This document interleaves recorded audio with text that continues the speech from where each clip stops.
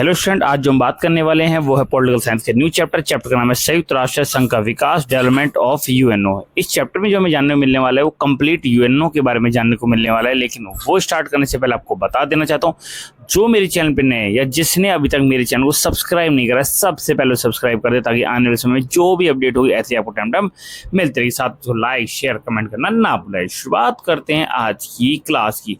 जैसे कि सबसे पहला टॉपिक है अंतर्राष्ट्रीय संगठन, इंटरनेशनल ऑर्गेनाइजेशन। जरा जानते हैं ये होता क्या है। सबसे पहले अगर बात करते हैं वर्तमान समय मतलब प्रेजेंट टाइम में अंतर्राष्ट्रीय संगठन बहुत ही महत्वपूर्ण हो गया है। इसका मतलब ये हुआ कि अगर आज के समय की अगर बात करते हैं हम, तो सबसे ज़्यादा इंटरनेशनल जो ऑर्गेनाइजेशन है वो काफ़ी ज़्यादा उसकी वैल्यू हो गई है और ये वैश्विक स्तर पर है। मतलब ये कोई आप कह लो किसी कंट्री तक सीमित है ऐसा नहीं है, बल्कि पूरे वर्ल्ड वाइड हो गया है। चाहे वो इकोनॉमिकल की बात हो, चाहे वो पॉलिटिकल की बात हो, चाहे वो कल्चर की बात हो, चाहे वो सोशल डेवलपमेंट की बात हो, सब चीज़ों में इंटरनेशनल ऑर्गेनाइजेशन का जो रोल है वो सबसे ज़्यादा इंपॉर्टेंट हो गया है। और कहा जाता है इसका जो उद्देश्य है वो काफ़ी व्यापक है। इसका मतलब जो इसके ऑब्जेक्टिव है ना वो काफ़ी ब्रॉड हमें देखने को मिलते हैं। इस तरीके से यहाँ पर अंतर्राष्ट्रीय संगठन जो है इसका रोल सबसे ज़्यादा हो जाता है। वहीं अगर मैं अंतर्राष्ट्रीय स्तर की बात करता हूँ, इंटरनेशनल लेवल की बात करता हूँ, तो एक ऐसा मंच तैयार करता है जहाँ पर विकसित और अविकसित देशों को न्यायपूर्ण समाज की बात करते हैं। इसका मतलब ये इसने एक ऐसा प्लेटफॉर्म तैयार कर दिया है जिसमें चाहे डेवलप कंट्री हो चाहे अनडेवलप कंट्री हो, सभी लोगों को एक स्टेज प्रोवाइड कराया है जहां पर वो अपने लिए जस्टिस की मांग कर सकते हैं, सभी को एक साथ लेकर। मतलब किसी को कम आप कह सकते हो इंपॉर्टेंस यहाँ पर नहीं दी जाएगी, चाहे वो डेवलप कंट्री हो चाहे वो अनडेवलप। अब डेवलप और अनडेवलप का मतलब क्या है जरा मैं वो आपको बता देता हूँ। सबसे पहले डेवलप का मतलब होता है कि जिस कंट्री के पास सारी फैसिलिटी होती है उसे डेवलप बोला गया है। और एक होता है अविकसित। अविकसित मतलब होता है अनडेवलप। इसका मतलब उस कंट्री के पास जो रिसोर्सेज है, संसाधन है, वो काफ़ी कम होते हैं। और तीसरी कंट्री होती है जिसे बोलते हैं डेवलपिंग, मतलब विकासशील। जैसे कि हमारे इंडिया है, मतलब रिसोर्सेज तो हैं, मतलब इतने नहीं है कि हमारी कंट्री के सभी लोगों को पूरी तरीके से प्रोवाइड हो सके। इसका मतलब रिसोर्सेज हैं बट इतने नहीं है जितना हम कह सकते हैं डेवलप कंट्री के पास होते हैं। वहीं अगर मैं बात करता हूँ इंटरनेशनल जो ऑर्गेनाइजेशन है, इसका जो मेन मोटिव होता है वो ये होता है कि सभी कंट्रियों के साथ मेल मिलाप को बढ़ावा देना होता है। यानी प्रमोट करता है जितनी भी कंट्रियां हैं सब कंट्री एक साथ मिलकर रहें, वो भी बिना किसी लड़ाई झगड़े के। अगर एक साथ मिलकर रहेंगी तो हम कह सकते हैं जितनी प्रॉब्लम्स होती हैं सभी, चाहे वो ग्लोबल हो या स्टेट की हो या कंट्री की, सभी एक दूसरे प्रॉब्लम को सॉल्व कर सकते हैं। और ये जब भी पॉसिबल हो पाएगा जब हम उसे ग्लोबल तरीके से उस पर काम करते हैं। अगर हम नेक्स्ट टॉपिक की बात करते हैं वो है संयुक्त राष्ट्र संघ का विकास। मतलब जो यूनाइटेड नेशन है उसका किस प्रकार से डेवलप होता है जरा वो जानते हैं। सबसे पहले बोला गया कि प्रथम विश्व युद्ध में, प्रथम विश्व युद्ध मतलब है फर्स्ट वर्ल्ड वॉर। ये हमें याद रखना है, फर्स्ट वर्ल्ड वॉर जो है 1914 से स्टार्ट होता है, 1918 तक हमें जो वर्ल्ड वॉर दिखाई देता है उसका नाम है फर्स्ट वर्ल्ड वॉर। जैसे कि यहाँ पर लिखा गया है, प्रथम विश्व युद्ध ने दुनिया को यह समझा दिया कि झगड़े के समाधान के लिए अंतर्राष्ट्रीय संगठन बहुत जरूरी है।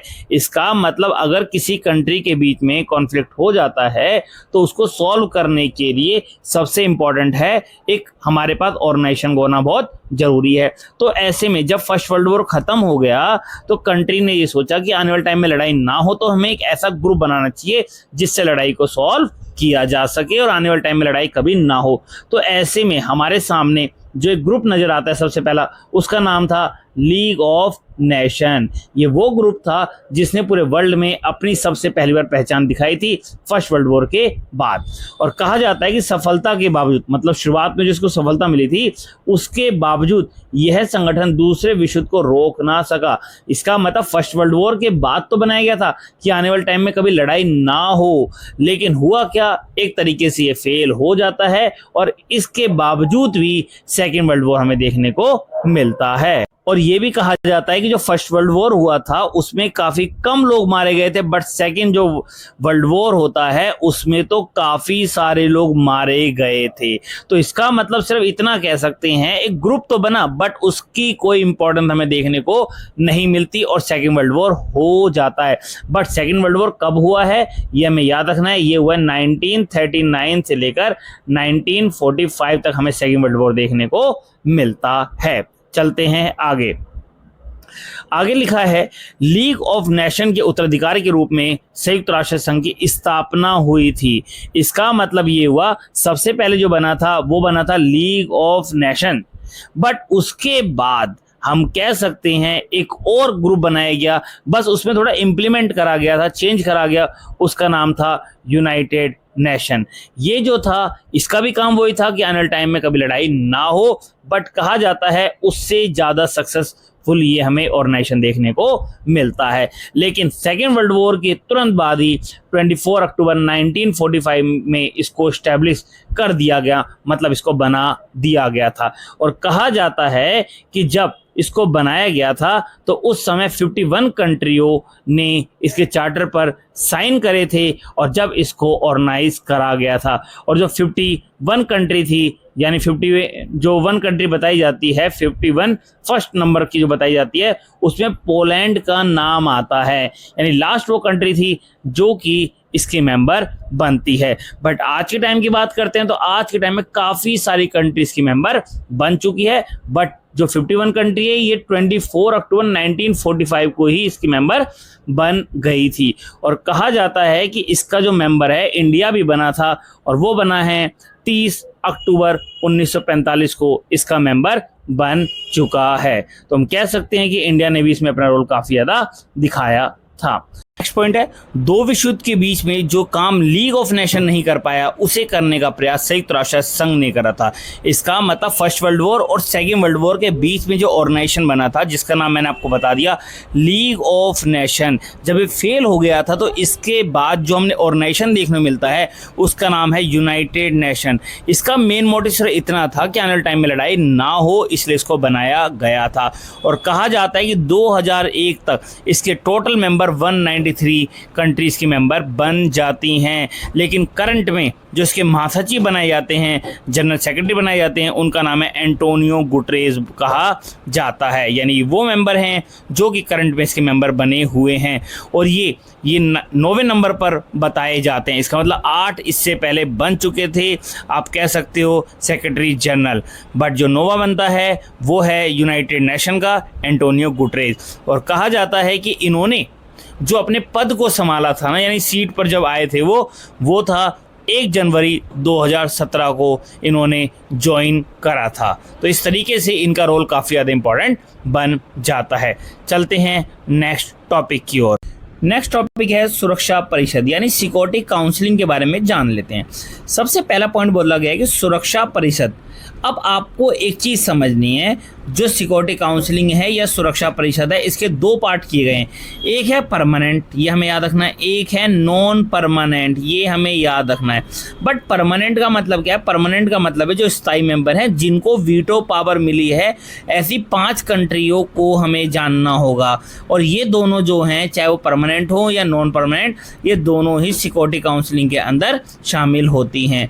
लेकिन मैं आपको यहाँ पर बता देता हूँ जो परमानेंट मेंबर हैं कौन कौन से हैं, उनकी कंट्री के नाम भी हम जान लेते हैं। सबसे पहले जो 5 हैं जिनको वीटो पावर मिली है, जो परमानेंट मेंबर हैं, उसमें नाम आता है यूनाइटेड नेशन, और आप अगला है रशिया, और उसके बाद है यूनाइटेड किंगडम, फिर है फ्रांस, और फिर है चाइना। यानी ये वो कंट्रियां हैं जिनको वीटो पावर मिली है। और बताया गया है कि दूसरे विश्व युद्ध के बाद ये देश सबसे ज़्यादा शक्तिशाली और विजेता थे, इसलिए इनको परमानेंट मेंबर बना दिया गया था। वो भी किसका? सिक्योरिटी काउंसिलिंग का। बट इसमें आप देख सकते हो इसमें इंडिया इसका पार्ट नहीं है। क्यों? क्योंकि इसमें अगर किसी छठी कंट्री को इन्वॉल्व करना है तो 5 जो कंट्रियां हैं उनकी यस होना कंपलसरी है, और ऐसे में अगर कोई भी कंट्री मना करती है तो 6 कंट्री को इसमें इन्वॉल्व नहीं किया जाएगा। तो इसी वजह से काफ़ी कंट्रीज़ का मेंबर बनना चाहती हैं, बट ये 5 कंट्रियों की अगर यस होगी जब भी छठी कंट्री शामिल होती है। चलते हैं नेक्स्ट टॉपिक की ओर। नेक्स्ट टॉपिक है संयुक्त राष्ट्र संघ की आवश्यकता, मतलब जो यूनाइटेड नेशन जो बनाया गया था, हमें इसकी नीड क्यों पड़ती है जरा वो जान लेते हैं। जैसे कि आपको बता दिया, फर्स्ट वर्ल्ड वॉर 1914 से लेकर 1918 तक पड़ा, तो सबसे ज़्यादा इंपॉर्टेंट हमें यही पता लगती है, इसलिए हमें इसकी नीड पड़ी थी। सेकेंड, इसके बाद जो हमने बनाया वो था लीग ऑफ नेशन, ये आपको पता लग ही गया है। वहीं सेकेंड वर्ल्ड वॉर जो है वो 1939 से लेकर 1945 तक हुआ था, और ऐसे में जब सेकेंड वर्ल्ड वॉर हो गया गया था, तो कह सकते हैं लीग ऑफ नेशन फेल हो गया था। तो इस वजह से कह सकते हैं हमें यूनाइटेड नेशन की ज़रूरत पड़ी थी, ताकि आने वाले टाइम में लड़ाई फिर से ना हो जाए। इसीलिए हमने यूनाइटेड नेशन जैसे ऑर्गेनाइजेशन की शुरुआत करी थी। बट इसके ऑब्जेक्टिव क्या होते हैं ज़रा वो जान लेते हैं। इसके ऑब्जेक्टिव जो हैं वो काफ़ी इंपॉर्टेंट बताए जाते हैं, क्योंकि इसमें सबसे पहला पॉइंट यही है कि इंटरनेशनल जो भी लड़ाइयाँ होती हैं, कॉन्फ्लिक्ट होते हैं, उसको कैसे भी रोका जाए। सबसे मेन पॉइंट इसका ये है। साथ ही साथ जितनी भी कंट्रियाँ हैं एक दूसरे को प्रमोट करेंगी, कोऑपरेट करेंगी, ताकि लड़ाई ना हो। वहीं थर्ड पॉइंट है दुश्मन होने पर दुश्मनी कम करना है। अगर कोई हम कह सकते हैं किसी हमारा कॉन्फ्लिक्ट चल भी रहा है तो हमें उसे कम से कम करना होगा। अगला पॉइंट है सोशल और इकोनॉमिकल तरीके से डेवलप करना है। अगर मैं सोशल और इकोनॉमिकल की बात करता हूँ, वो भी इसका ऑब्जेक्टिव बनता है ताकि आने वाले टाइम में लड़ाई ना हो। साथ ही साथ विभिन्न देशों की सहायता करना है। मतलब इसका मेन एक ऑब्जेक्टिव ये भी है, जो कंट्री हैं डिफरेंट कंट्री, उनकी हेल्प भी करना है, ताकि विश्व में कोई लड़ाई ना हो और इकोनॉमिकल और सोशल तरीके से सबका डेवलप किया जा सके। इसलिए इसकी जो वैल्यू है वो काफ़ी ज़्यादा बन जाती है। आप ये जानते हैं कि संयुक्त राष्ट्र संघ के कौन से अंग थे, या मैं बोलूँ इसके कौन से पार्ट हैं, जरा उनके बारे में एक एक करके जान लेते हैं। सबसे पहला है सिक्योरिटी काउंसिलिंग यानी सुरक्षा परिषद।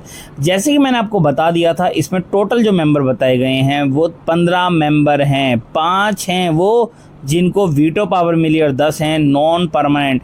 मैंने आपको ये बात पहले बता दी है 5 कंट्री कौन कौन सी थी जिनको वीटो पावर मिली है, बट 10 कंट्री वो हैं जो कि बनी तो हैं बट वो चेंज होती रहती हैं। लेकिन कैसे, ज़रा जान लेते हैं। अगला पॉइंट है परमानेंट जो मेंबर है उनको क्या मिली है, वीटो पावर मिली है। बट जो नॉन परमानेंट मेंबर है वो 2 साल के लिए ही इलेक्ट करे जाते हैं। इसका मतलब बाद में नए मेंबरों को चांस मिलता है। एक बार जो इसका मेंबर बन गया तो दोबारा उसे मौका नहीं मिलता है। इसलिए एवरी 2 ईयर के बाद इसके मेंबर चेंज होते रहते हैं। बट इनका जो चुनाव होता है, यानी जो इनको इलेक्ट करा जाता है, वो जनरल असेंबली के द्वारा, या मैं बोलूँ आम जो चुनाव होते हैं यानी आम सभा जो होती है उसके द्वारा चुना जाता है नॉन परमानेंट मेंबर को। इस तरीके से आप कह सकते हो टोटल हैं 5 और 10 हैं नॉन परमानेंट। बट जो परमानेंट है वो तो एक बार इलेक्ट हो गए हैं, जो नॉन परमानेंट है वो एवरी 2 ईयर के बाद चेंज होते रहते हैं। इसका मतलब ये हुआ कि ये जो चुनाव होता है वो जनरल असेंबली के द्वारा किया जाता है। अगर मैं इनके ऑब्जेक्टिव की बात करता हूँ तो वो है शांति और सुरक्षा बनाए रखना, यानी मेंटेन रखना है पीस एंड सिक्योरिटी, ताकि विश्व में किसी प्रकार से लड़ाई ना हो। और साथ ही साथ अनिवार्य निर्णय लेना, मतलब जो डिसीजन होगा वो लेना ही लेना है। और वो क्यों लेना है, ताकि विश्व में शांति बनी रहे। वहीं अगले पार्ट की बात करते हैं, वो है अंतर्राष्ट्रीय न्यायालय। तो हम कह सकते हैं इसको इंटरनेशनल कोर्ट ऑफ जस्टिस के नाम से भी जाना जाता है। लेकिन इसका जो हेडक्वार्टर बताया जाता है ना, वो हेग में हमें देखने को मिलता है। हेग कंट्री है, वहाँ पर हमें देखने को मिलता है। लेकिन इसमें जो हमें जज पता लगते हैं वो 15 जज होते हैं। लेकिन उनका जो टाइम पीरियड बताया गया है वो 9 ईयर तक वो अपने पद पर रहते हैं। और उनका भी मेन जो मोटिव होता है वो यही होता है, जो इंटरनेशनल जो लड़ाइयाँ होती हैं, डिस्प्यूट होते हैं, विवाद होते हैं, उनको सॉल्व करना होता है। किसका, अंतर्राष्ट्रीय न्यायालय का। चलते हैं नेक्स्ट पार्ट पर। इसका जो नेक्स्ट पार्ट है वो है सचिवालय। अब सचिवालय क्या है जरा वो जान लेते हैं। सबसे पहला पॉइंट है मुख्य संगठनों के कार्य के लिए अंतर्राष्ट्रीय स्टाफ तैयार करना है। यानी इसका जो मेन मोटिव होता है वो ये होता है इस ऑर्गेनाइजेशन का कि जो भी इंटरनेशनल जो भी काम हो रहा है ना, उसके लिए स्टाफ लाता है। जो भी काम होगा, जो पेपर वर्क वाला काम होता है वो इनके द्वारा किया जाता है। और ऐसे में इसके जो जनरल सेक्रेटरी बताए जाते हैं, जिस जो हेड हैं करंट में, उसका नाम है एंटोनियो गुटरेज, जो कहाँ से हैं, वो हैं पुर्तगाल से बताए जाते हैं। ये वो बंदा है जो इसका हेड बताया जाता है। बट इसके नीचे जितने मेंबर्स होते हैं वो इनके द्वारा ही इलेक्ट किए जाते हैं। और अगला पॉइंट यहाँ पर बताया भी गया है, महासचिव की नियुक्ति यानी जो जनरल सेक्रेटरी होता है उसे जो अपॉइंट करा जाता है वो कौन करता है, आम सभा करती है, जिसके बारे में मैंने भी आपको बताया, यानी कौन, जनरल असेंबली।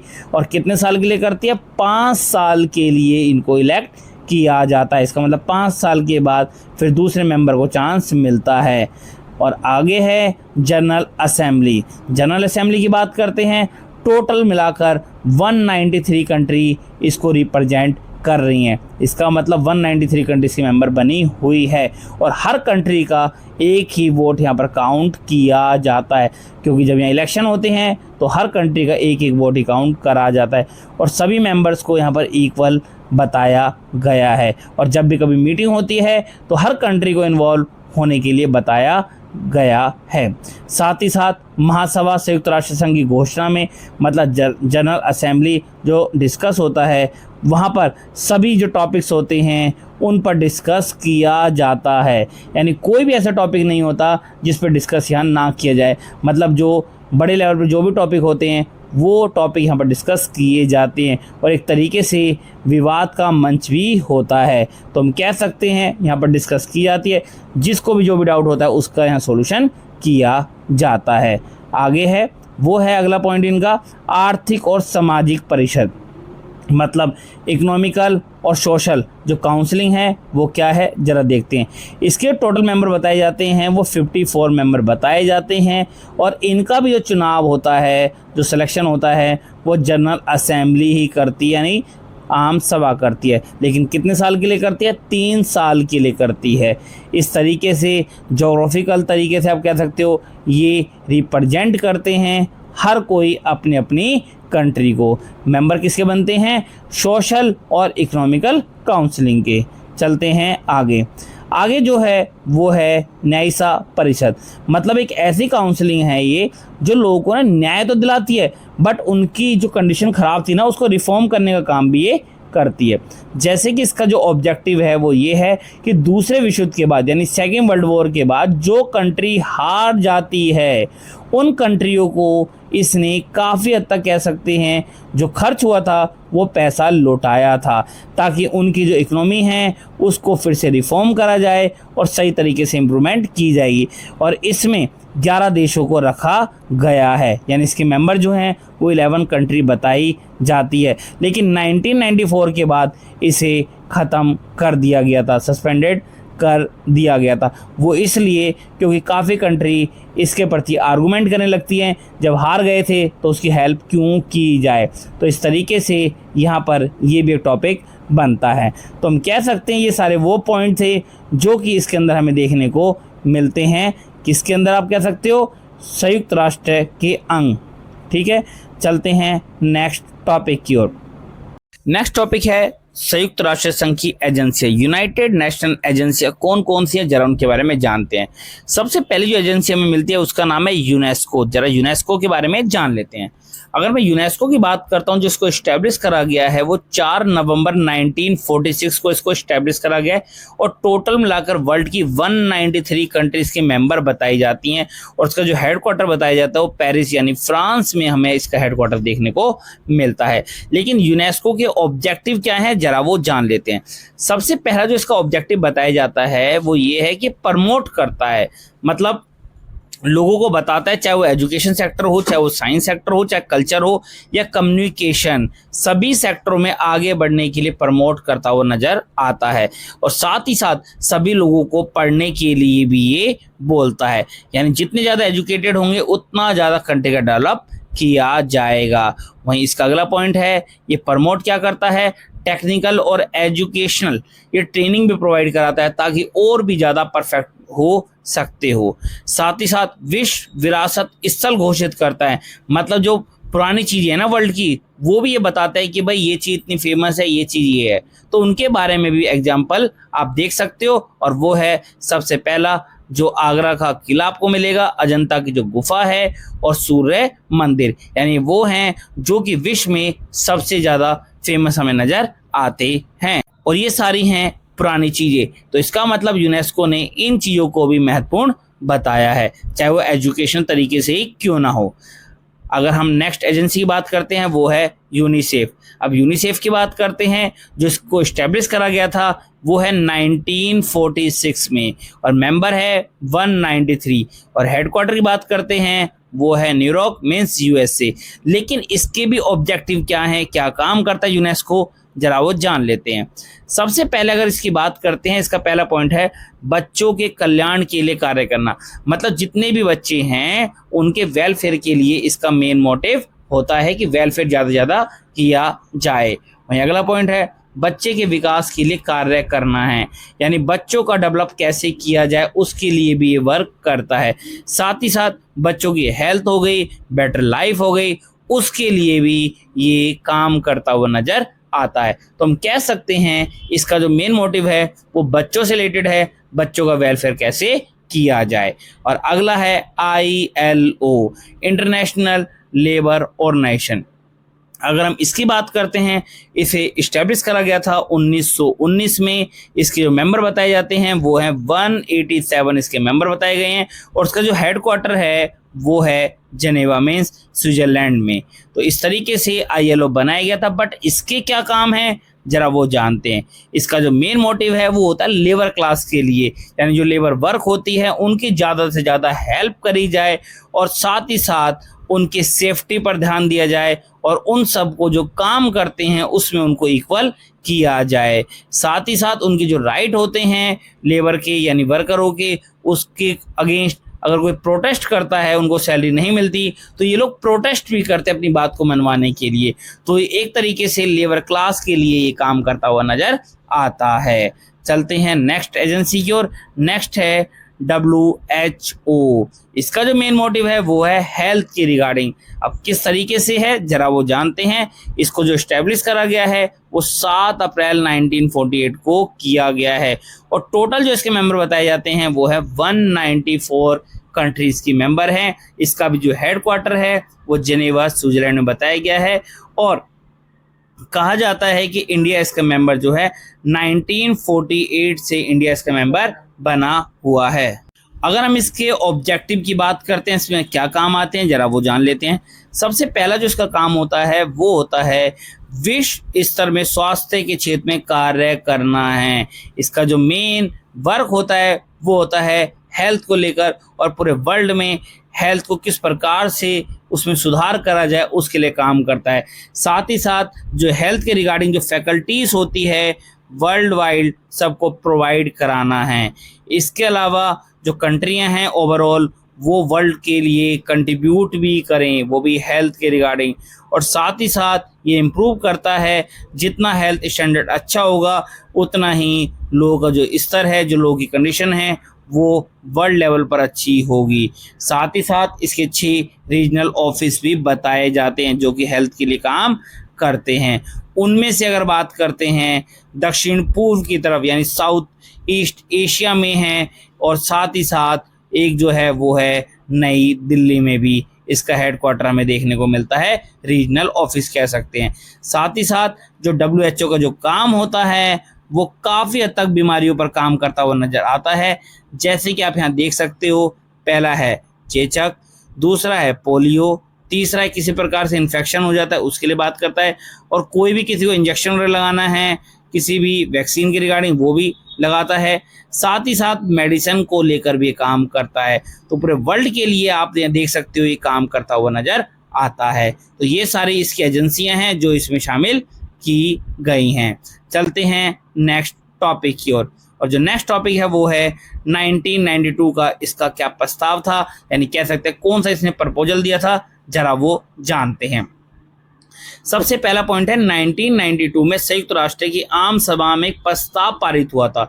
यानी ये हुआ कि यूनाइटेड नेशनल की जो जनरल असेंबली है उसमें एक तरीके से आप कह सकते हो प्रपोजल था, पास हुआ था, जिसमें मेन 3 कंप्लेंट बताई जाती हैं। और वो पहली है सुरक्षा परिषद वर्तमान राजनीतिक वास्तविकता का प्रतिनिधित्व नहीं करती, यानी जो सिक्योरिटी काउंसिलिंग है वो रिप्रेजेंट नहीं करती पॉलिटिक्स, जो रियलिटी होती है, जो सच्चाई होती है, वास्तविकता, उसको रिप्रेजेंट नहीं करती। साथ ही साथ अगला पॉइंट है इसके फैसले पर पश्चिमी देशों का प्रभाव अधिक है, और कहा गया है कि जो यूनाइटेड नेशन है इसमें जो भी डिसीजन लिया जाता है वो वेस्टर्न कंट्री लेती है, मीन्स अमेरिका जैसी कंट्री लेती है।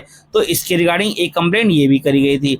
और थर्ड जो कंप्लेंट की गई है वो ये है कि इसमें बराबर प्रतिनिधित्व नहीं है। इसका मतलब वर्ल्ड की जितनी भी कंट्रियां हैं वो इक्वल नहीं नजर आती, अनइक्वल नजर आती हैं, क्योंकि हर कोई इसको रिप्रेजेंट नहीं करता। जैसे मैंने आपको बता दिया, वेस्टर्न कंट्री इसमें देखने को मिल रही हैं जो सबसे ज़्यादा पावरफुल हमें देखने को मिलती हैं। तो इस तरीके से एक नेगेटिव पॉइंट भी यहाँ पर देखने को मिलता है यूनाइटेड नेशन का। टॉपिक है संयुक्त राष्ट्र संघ में सुधार के लिए प्रस्ताव दिया गया है, यानी यूनाइटेड नेशन ने रिफॉर्म दिया गया प्रपोजल क्या था, जरा वो जान लेते हैं। सबसे पहले 1997 में कोफी अनन ने सुधारों की जांच शुरू करवाई। यानी एक व्यक्ति था जिसका नाम है कोफी अनन। इसने ये बोला कि सबसे पहले हमें रिफॉर्म करने के लिए कुछ चीज़ों को जानना होगा, जिससे हमें प्रॉपर तरीके से पता लगे कि यूनाइटेड नेशन में जो काम हो रहा है सही हो भी रहा है या नहीं हो रहा। वहीं अगला पॉइंट है नए सदस्य कैसे चुने जाए, इस पर भी विचार किया जाए। और उन्होंने ये तक बोला कि जो नए मेंबर को अगर हमें यूनाइटेड नेशन में लाना है उसके लिए क्या प्रपोजल होगा, किस तरीके से सिलेक्शन होगा, किस तरीके से उनका चुनाव होगा, उन सबको जानना भी जरूरी है। वहीं अगला पॉइंट बताया, इसके बाद भी कुछ मापदंड सुझाए गए। और इसके बाद भी आप कह सकते हो उन्होंने कुछ लिस्ट तैयार करी थी, सजेशन दिया था, जिसके बिहाफ पर हम उन्हें कह सकते हैं उनको चुना गया था। चलते हैं नेक्स्ट टॉपिक की ओर। नेक्स्ट जो टॉपिक है वो है नए सदस्य के लिए मानदंड। इसका मतलब अगर हमें यूनाइटेड नेशन का न्यू मेंबर बनना है तो उसके लिए क्या होना चाहिए, जरा वो जान लेते हैं। सबसे पहला पॉइंट उन्होंने बोला कि बड़ी आर्थिक ताकत होनी चाहिए, यानी उस कंट्री के पास स्ट्रॉन्ग इकोनॉमिकल पावर होनी बहुत जरूरी है। वहीं अगला पॉइंट है बड़ी सैन्य ताकत और मिलिट्री पावर भी काफ़ी ज़्यादा अच्छी होनी चाहिए उस कंट्री की। साथ ही साथ वो यूनाइटेड बजट में भी कंट्रीब्यूट करना चाहिए, मतलब संयुक्त राष्ट्र संघ को वो टाइम टू टाइम पैसे भी दे। और अगर वो ऐसा देता है तो इसका मतलब क्या है कि वो बजट उसका सही चल रहा है। साथ ही साथ उसके पास लार्ज पॉपुलेशन भी होनी कंपलसरी है। अगर ज़्यादा पॉपुलेशन होगी तो एक तरीके से उसको भी इसका मेंबर बनाया जा सकता है। और अगला पॉइंट बताया लोकतंत्र और मानवाधिकार का सम्मान करने वाला देश, मतलब वो ऐसी कंट्री चाहता है जो रिस्पेक्ट करता है डेमोक्रेसी की और ह्यूमन राइट की। अगर कोई ऐसी कंट्री है तो वो इसकी मेंबर बन सकती है। साथ ही साथ उन्होंने एक पॉइंट और बोला, एक ऐसा देश भी चाहते हैं वो जो विश्व की विविधता का प्रतिनिधित्व करते हैं। इसका मतलब जो पूरे वर्ल्ड को रिप्रेजेंट करते हैं, चाहे वो ज्योग्राफिकल तरीके से हो, इकोनॉमिकल तरीके से या कल्चर तरीके से, हर तरीके से वो रिप्रेजेंट करने वाला होना चाहिए। तो इस तरीके से अगर हम ऐसा करते हैं तो हम इसके मेंबर बन सकते हैं। आज के लिए सिर्फ इतना ही। अगली वीडियो में आगे टॉपिक पर डिस्कस करेंगे। मिलते हैं नेक्स्ट वीडियो में। Thank you.